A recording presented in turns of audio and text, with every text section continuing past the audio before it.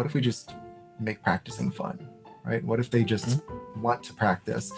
If they are curious, and if I can just get them to enjoy the process itself, won't the result come eventually? And so that was what sort of led me into this topic, getting students to become sort of perpetual motivation machines, that they embrace the process, not necessarily the product, and that they go to the piano naturally, and that the art of practicing and improving is its own reward in a way.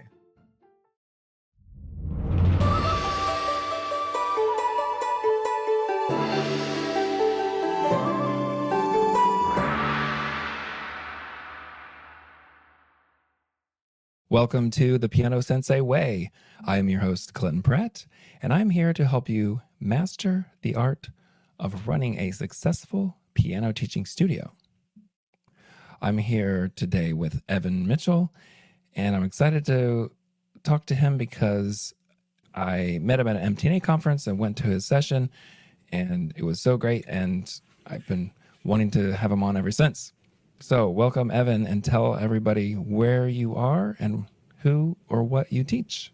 Thank you. It's good to be with you. Good to see you again. So I'm in my studio in Gainesville, Florida. I teach at the University of Florida. Have a piano studio of major undergraduate and graduate students. I've taught at times a large private studio, all ages and stages, group piano, kind of a little bit of everything. We actually met at a TMTA conference. I think we were on the Independent Music Teachers Forum panel together. Oh, right. That was where we first met. Yes. A few years back. So yeah, I was mostly private teaching then. I was at a 2-year college, and have since moved into academia full-time, have a handful of private students, but this is where I do my work, and that's sort of the nature of it, mostly advanced college level pianists at this point. Okay. Yeah, great. And I know you perform as well. I just saw that you did Rachmaninoff Second. Is that right? Yeah. So I got back just last night, one of a good number of concert trips back to Texas, where I still have a lot of connections and close friends and colleagues and get to play a lot. So that was the Saturday night. Wow. Okay. Yeah, I would have loved to hear it for two reasons. One, I love that piece. Of course, who doesn't? I played the first movement in a concerto competition in grad school, but I didn't win or anything. And then the second reason is you're actually an amazing pianist. I heard you play even just in sessions where you're demonstrating pieces. Oh, thanks. And yeah, so great. So I wish I would have heard you.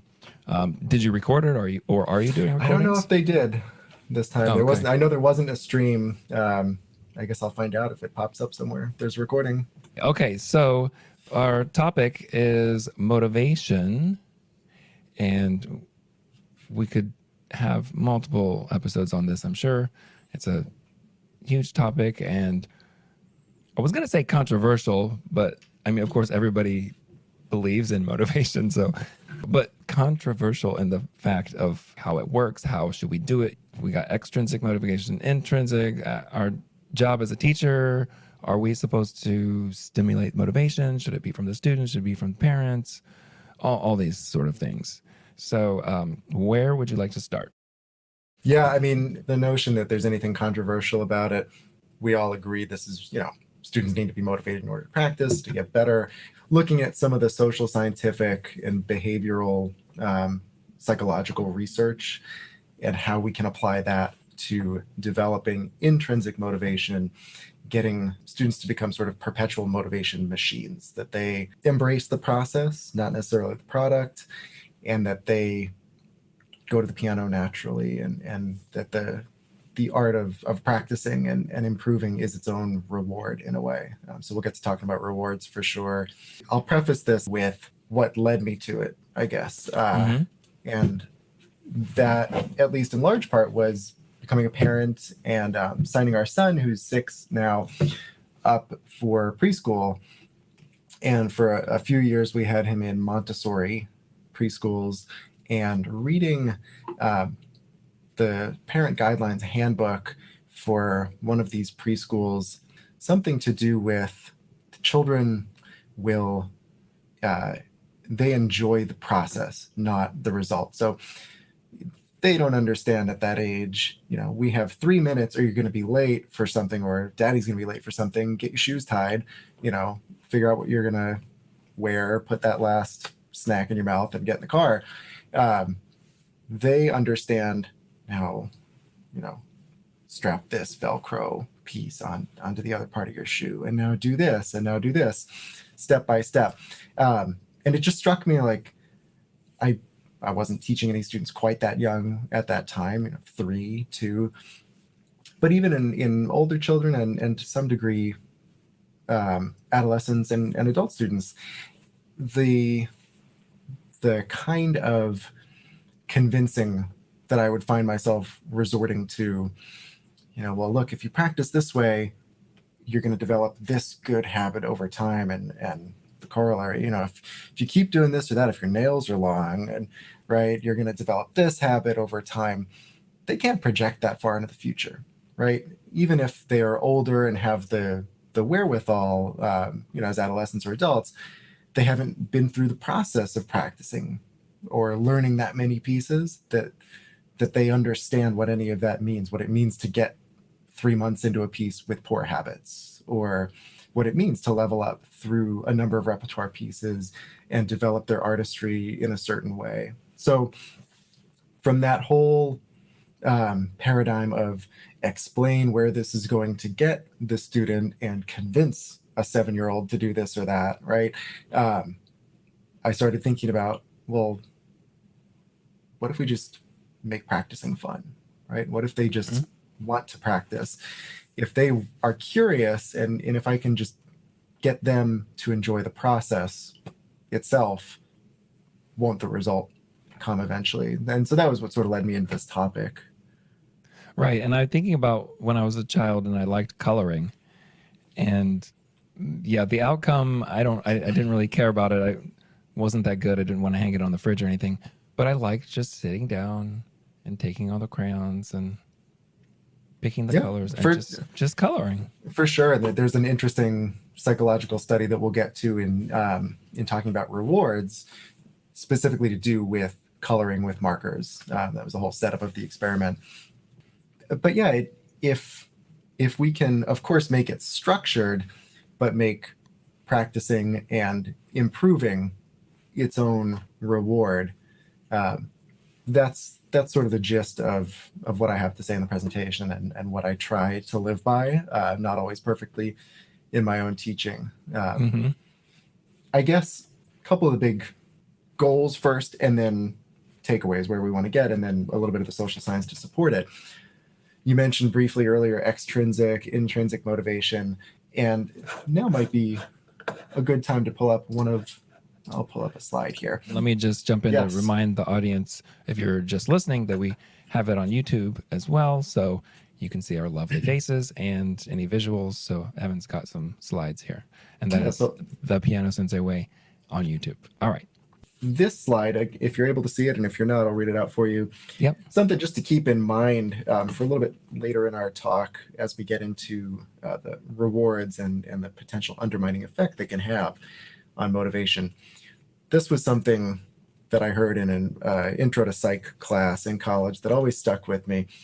And it is, if you want someone to like you, get them to do you a favor. Which sounds counterintuitive, right? If we want someone to like us, we should do them a favor and they'll think highly of us. But we'll come back to this a little bit later. I want to talk just a little bit about the kinds of motivation that we want to cultivate and what is going to lead us to sort of a student-centered approach and what's going to help them stay perpetually motivated. So this definition up on the screen now: a person's willingness to exert physical or mental effort in pursuit of a goal or outcome comes from the American Psychological Association. And that's just motivation broadly. So within motivation, what I think is most holistic is 1, mastery, which I'll explain in a moment, and 2, intrinsic. Okay, so when we're talking about mastery, going for your personal best, versus performance motivation, which is the competition with others is what gets you going. Okay.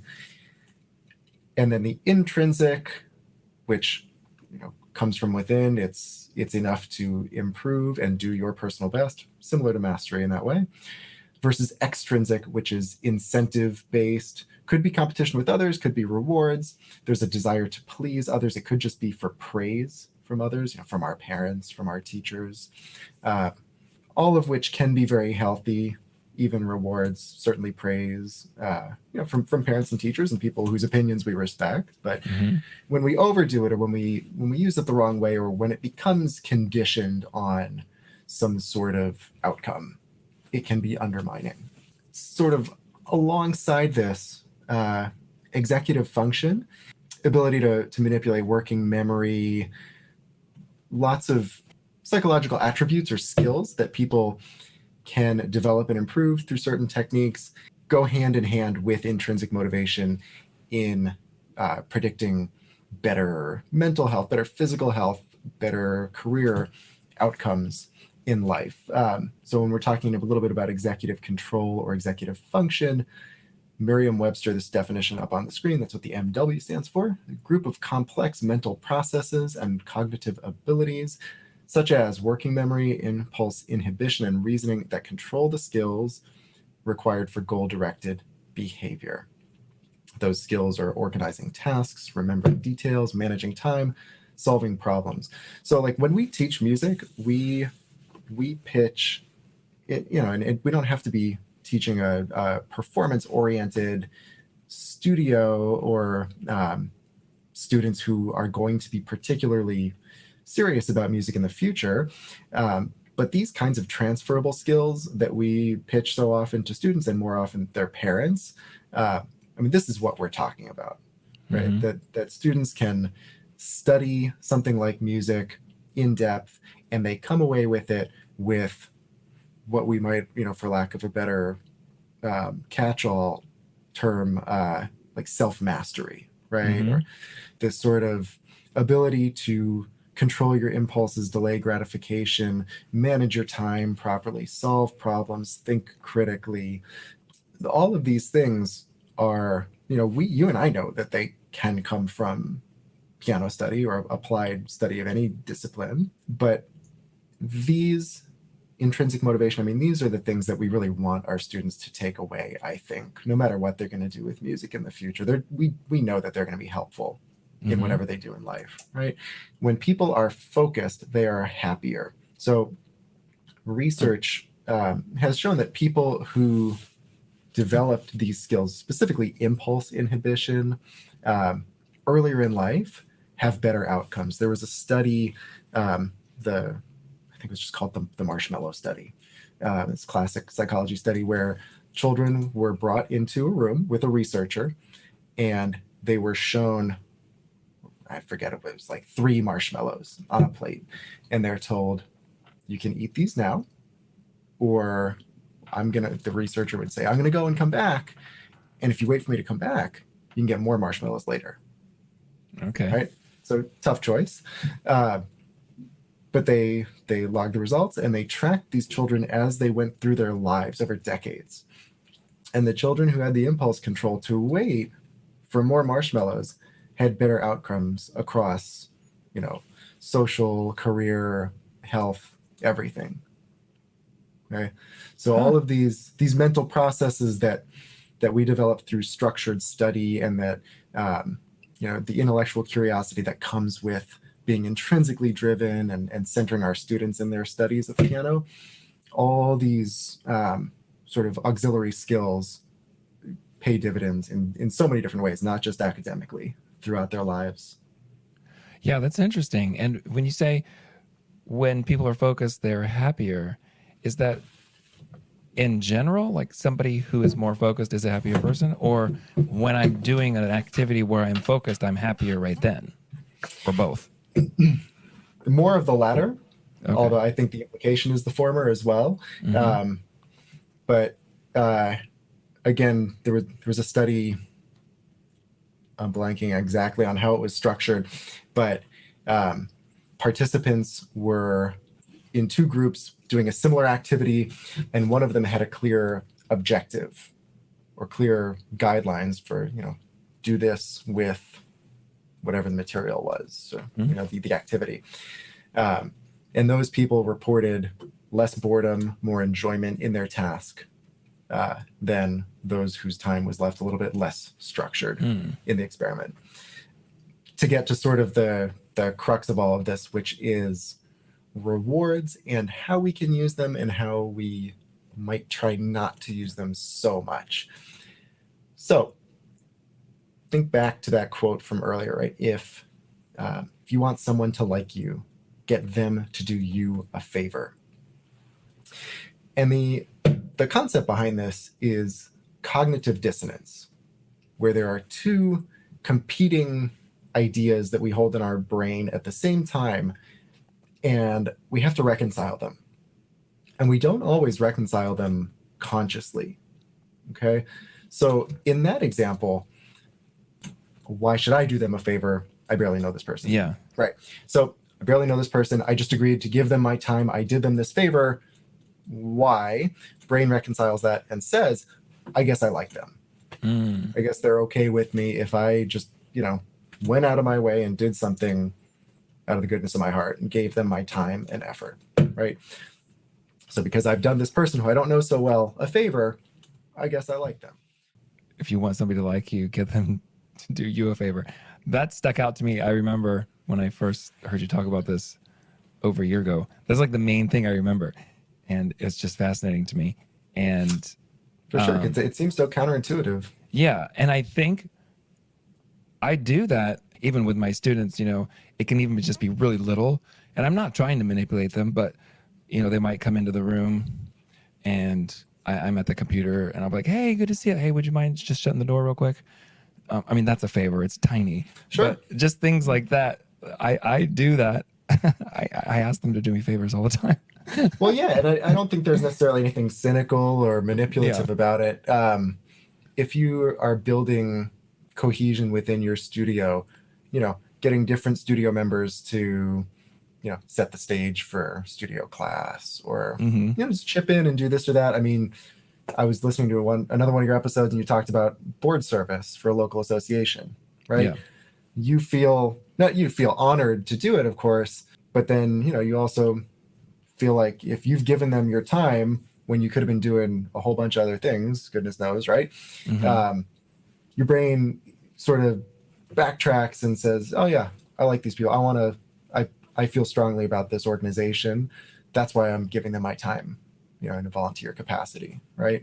Right. So it's not always, it's certainly not a bad thing or a manipulative thing. And I think effective leaders use this and people trying to build buy-in to organizations or studios or whatever.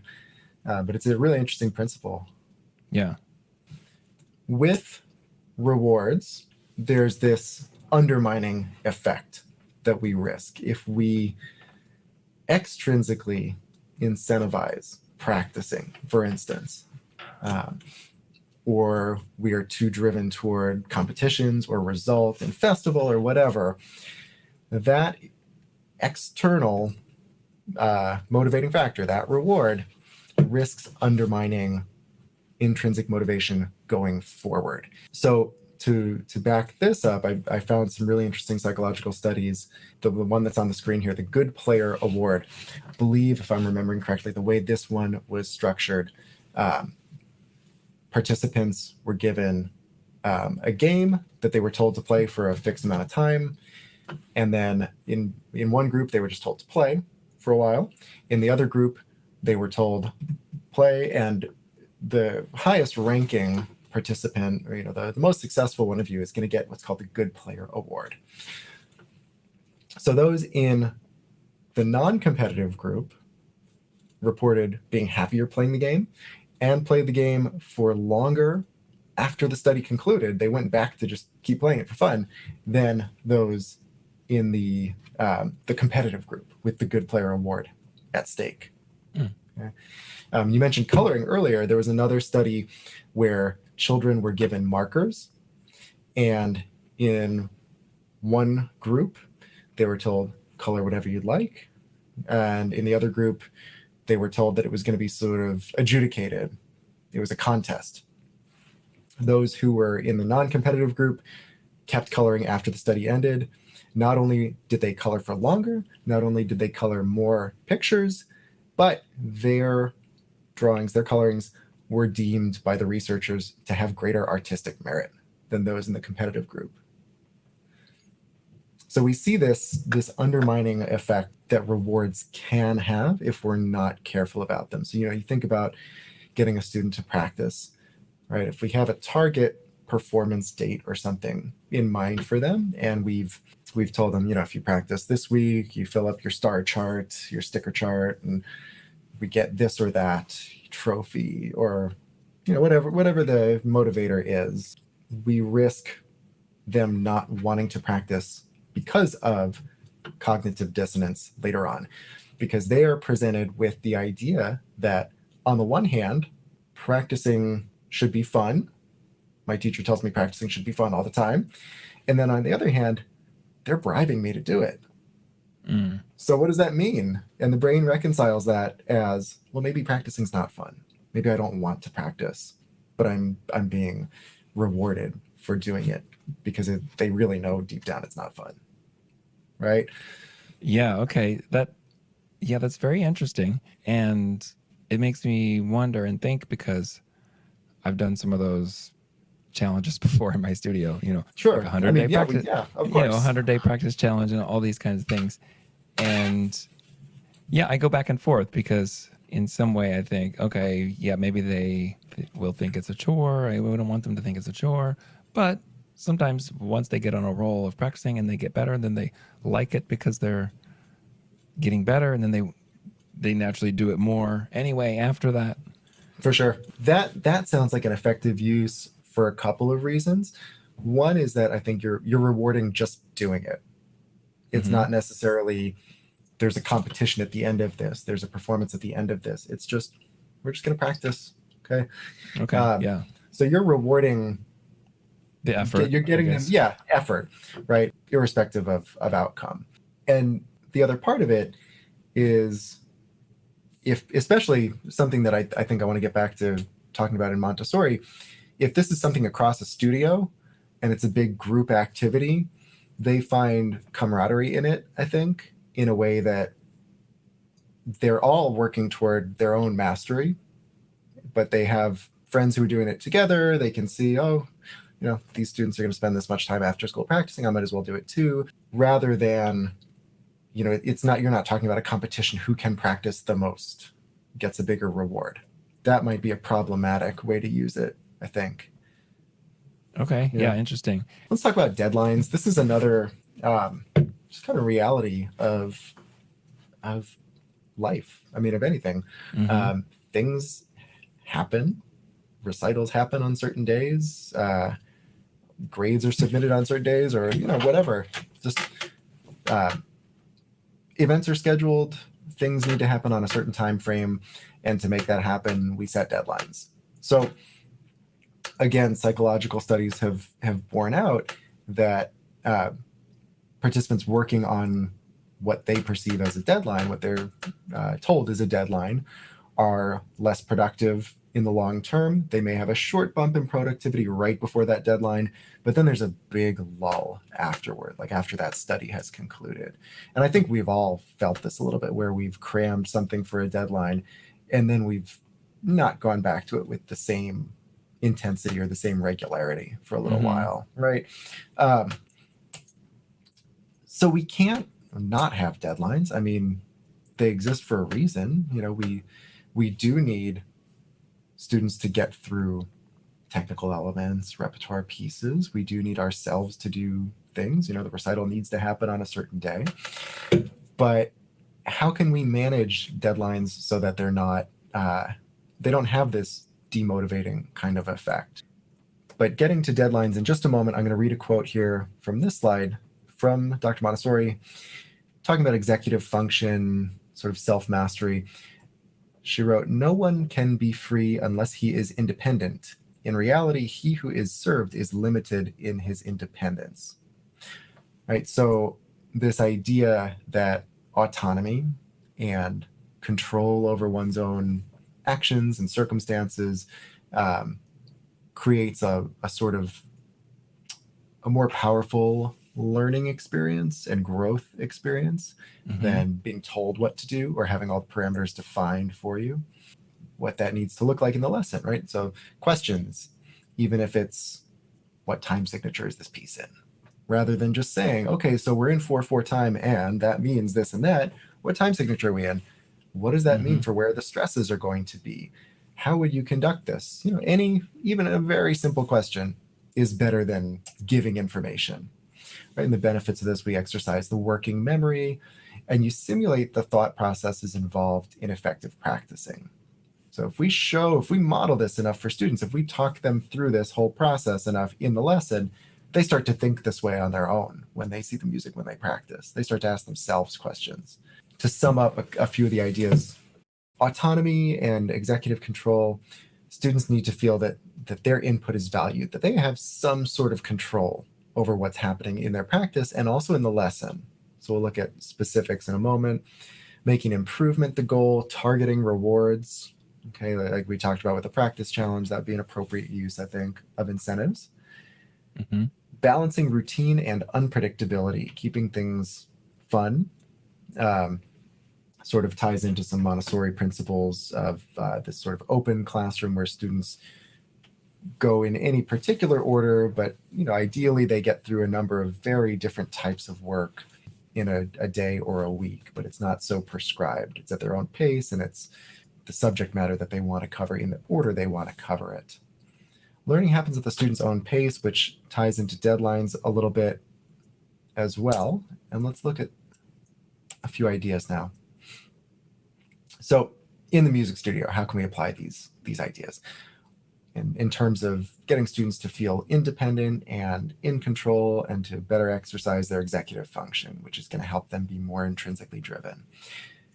Students write their own lesson notes. This, for me, started during COVID when I was doing only online lessons for a little while. And I was typing up this detailed Google Doc and sharing it with parents. And every week it was like, well, did you work from the Google Doc? Did your parents print it out? Oh, no, I forgot. Or yeah, I looked at it. And sometimes the follow through wasn't as strong as it could have been. It didn't seem like they were really invested in it. So I would tell them, okay, well, find a notebook with a really cool cover that you like, and you're going to write your own notes. And they love that, especially, you get 3rd, 4th graders who are learning to write cursive, and they're really excited about that at that age. And just that process, again, making the process fun. And then it's like, well, I took the time to write this stuff down. What did I write? And maybe I should try it at the piano myself. So it improves the quality of practice. Choice of repertoire items, choosing the order of a lesson.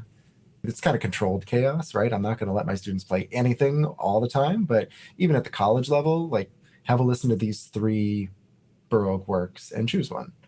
And when they've chosen from among my pre-approved selections, they're more invested in it. They feel like it was their choice, right?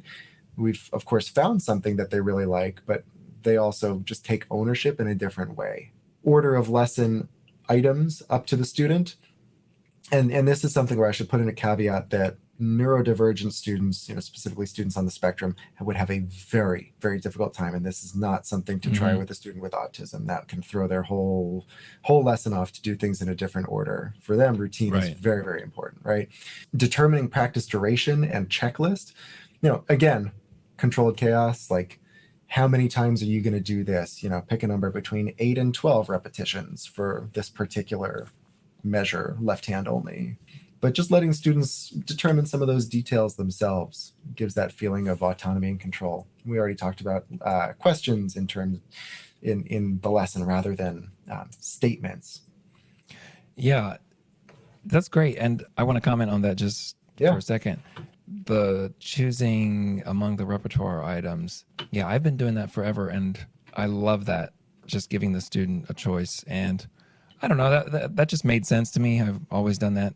Sure. Yeah, I know that seems new to some other people. Like, oh, how would you let them decide? And it's like, well, I have a couple ideas that I think would be good for them, right? And then they're just choosing, do the A, B, or C.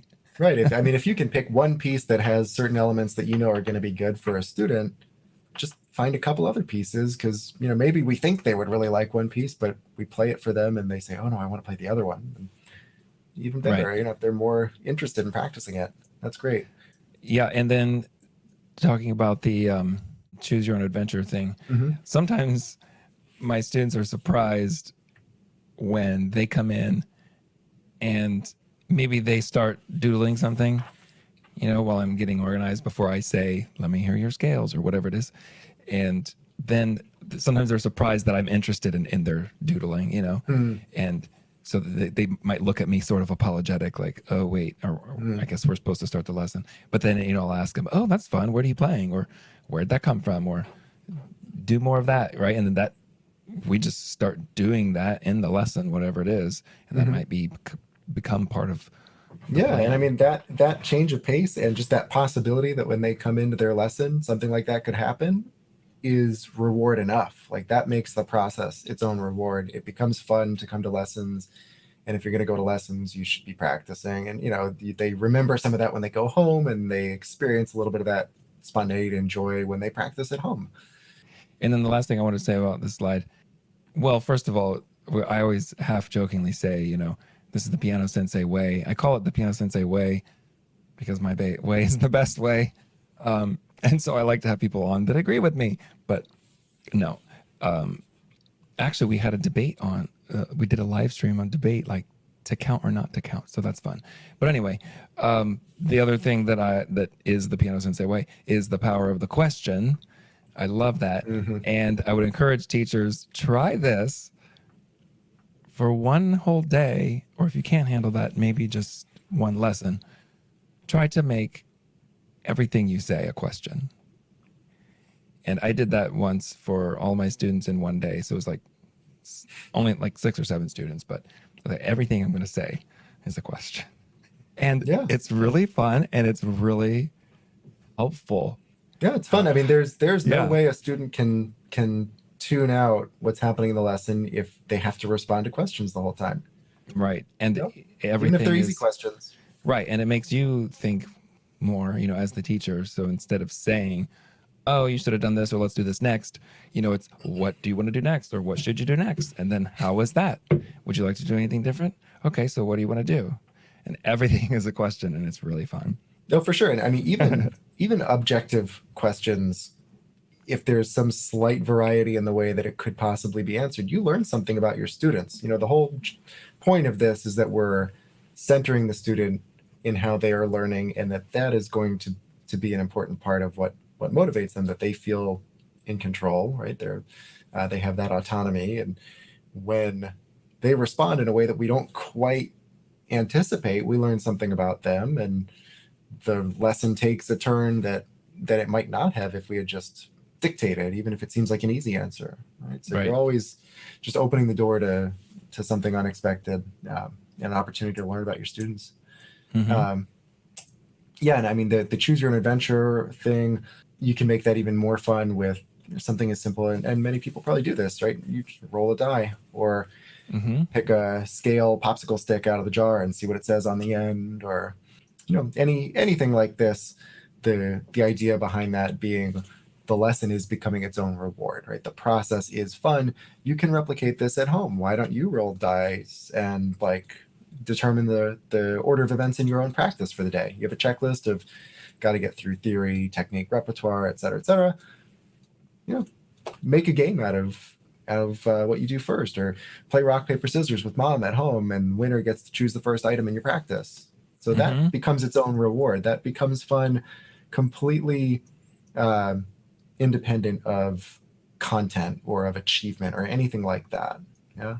Right. This next slide shows a little bit more about Montessori principles and what that might look like in the studio. I want to look very briefly, though, at work journals, which is where students log what they're doing in a Montessori classroom, what they've covered over the course of a week. And that not only do they have some say regarding what they study and when, the order of events, but that it can help creatively manage deadlines. So if you're having a student take their own lesson notes, you can ask them, well, what are your goals for the week? What are your goals for each day? What's our metronome mark for this piece going to be by this date. And of course, we're the man behind the curtain, person behind the curtain, right? We know sort of where things need to end up, and we're steering their decision making towards something that's gonna resemble a hard deadline that will get them prepared for whatever event in time, as if we had given a deadline. But it won't have that demotivating effect afterward. They won't feel that letdown of, I crammed for this deadline and I made it and I played my piece at the recital. Now I'm not going to practice for a week. So to avoid the negative effect of the deadline is to have them make their own deadline. Is that the gist in a of way? it? Yeah. And it doesn't have to be, you don't have to tell them what date are you going to have this learned and memorized and up to tempo, you know? Although that would still be better than telling them you're going to have this learned and memorized and up to tempo by this date. But if you can work incrementally, keeping an eye on where they need to go in the long term with a piece or with a project, and get them coming up with their own incremental deadlines, I mean, that's, I think, the most helpful for them in the long term and in whatever endeavor, you know, being able to parse out, you know, this is how I need to manage my time effectively. This is sort of a good stopping point for the next couple of days on this. And, you know, this is where all this needs to be tracking if I'm going to have it ready on time. Yeah. Okay. So, for example, would it be helpful then to have a student or ask them, okay, so for next week's lesson, what do you think you are able to do, or something like that? Or do you think you can learn the B section by next lesson, or what, something like that? Yeah, absolutely. I mean, what, you know, what metronome mark do you want to take these measures next time? Or, you know, which of these 3 sections do you think you want to memorize in the next week? Okay, yeah. These slides just show a side-by-side comparison of teacher-centered versus student-centered approaches. So teacher-centered, same order of events as we've discussed already, right? Student-centered would be a choose your own adventure kind of approach, where you could even gamify how you choose rock, paper, scissors, or a coin flip or something. Teacher-centered, something as seemingly insignificant as telling a student how many repetitions, 5 times they're going to do this measure, versus choose your favorite number between 5 and 10. Did they know they had a favorite number between 5 and 10? I don't know. But maybe that seems more fun to them than just being told. Right. Something that also ties in this next one into Montessori philosophy a little bit. No, you can't hear. Your melody's not coming out enough. Your voicing's just not projecting. Like, don't you hear that? Try it again. Versus something that not only centers the student and opens their ears, but gets them off the bench and kind of changes their sightline for a little bit and just keeps things fresh, would be, why don't you go sit in that comfy chair in the corner and close your eyes and listen to me play it a few different ways and see what you think about each one and what you like best about it. So going for things that are open-ended, that invite the students' input, that ask questions, that in this last case, get up and get them off the bench a little bit, take a little brain break, depending on lesson length and age. Okay. Yeah, that's good. In my studio, we have 2 pianos side by side, and a lot of times I just get in the rut of like, I'm at this one and you're at that one. But I've noticed sometimes we just switch, you know, say, okay, now play it again, but on this piano. It's super exciting for them, even though, okay, they're just practicing it again, right? Yeah, and it just kind of unlocks them, you know, from sitting in the same position at the same instrument, craning their neck the same way to look at their teacher for the whole lesson, and it just feels different. You know, they feel like the teacher for a minute, or you know, it just is a little bit of freshness in the lesson that makes the lesson, again, makes the process its own reward. And then, of course, you know, we do need to sign students up for adjudicated events, for recitals, studio recitals, where they're hearing other students play. These have so many benefits for students. They do have the potential drawback of students practicing because they're going to be in competition with others, in comparison with others, or at least experiencing that in the moment. So how do we sort of make this all a little bit more holistic? Maybe tracking their own development over time, recording them on the same piece, okay, at intervals of a few weeks apart, or every week. And then, you know, this week, you seem a little bit down about your memorization or your left-hand evenness in this one section. I want you to go back and listen to our lesson from 3 weeks ago, or your run through this from 3 weeks ago, and just see what you notice. See if you think it sounds better, right? Rather than, I'm never going to be able to play this as fast as the star pupil. And that comparison with others versus working for mastery.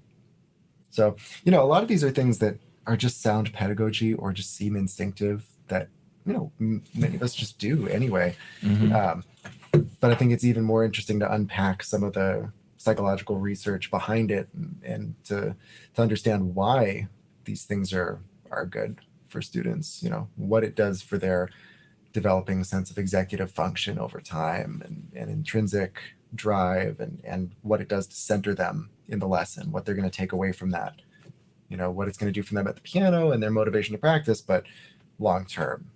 Right. So yeah, all of this is really good with the motivation and how we can structure lessons and change it up and, in order to help students be motivated. But how does it translate or help them actually be motivated to practice at home? Do you know what I mean? I mean, you kind of touched on it already, but okay, so we do all these things in the lesson, and then are they just more inclined to do it at home because they enjoy that whole process? I'm going to respond with a question. Yeah. In keeping with that whole thing. What are you trying to model in your lessons with students? Why do you do the things that you do in a lesson with students? Well, the main reason or the main point is to help them know how to practice. So not just we segment a piece this way, left hand, right hand, these measures this many times, and then this, and then cumulative and build bigger and bigger sections.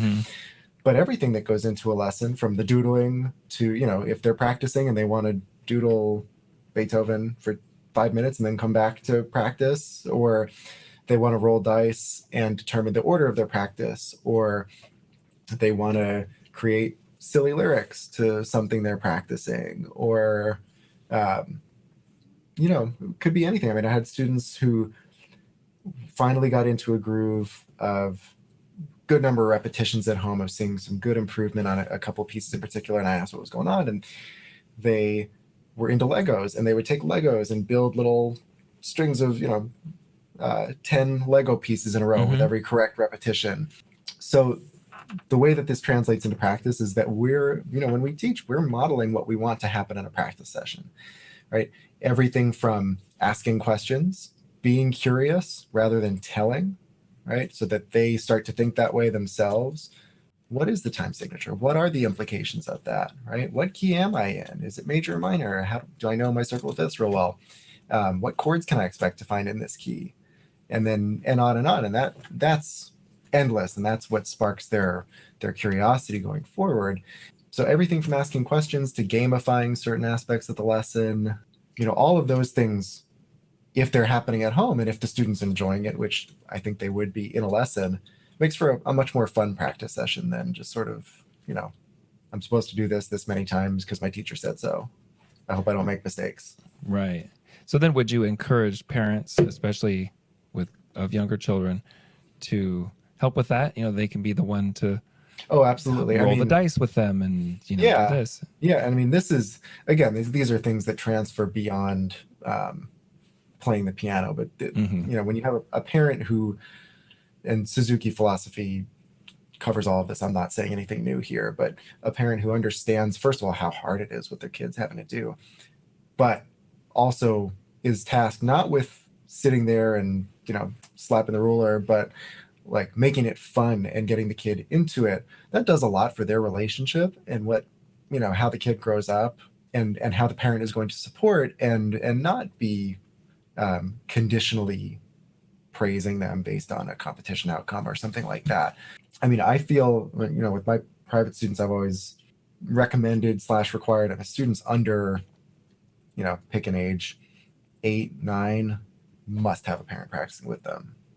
Very few under that age are, cognizant enough of what they're doing. And that's okay. That's normal. Some students like to have their parents with them until they're, preteens or whatever, for a while longer. But yeah, as as fun as a parent can make it at home, simulate those parts of the lesson that are really fun. And then when the student is enjoying the lesson that much, they want to come back to their lessons. And as I said, they sort of feel a little bit of that.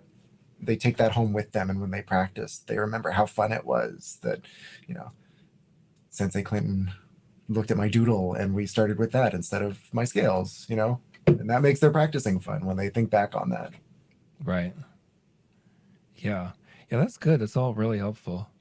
I guess we're about to wrap up. If you have any final thoughts and or if you want to tell people where they can find out more about you, if you have a website or anything, now is the time. Yeah, thank you. My website is my name, evanmitchell.net.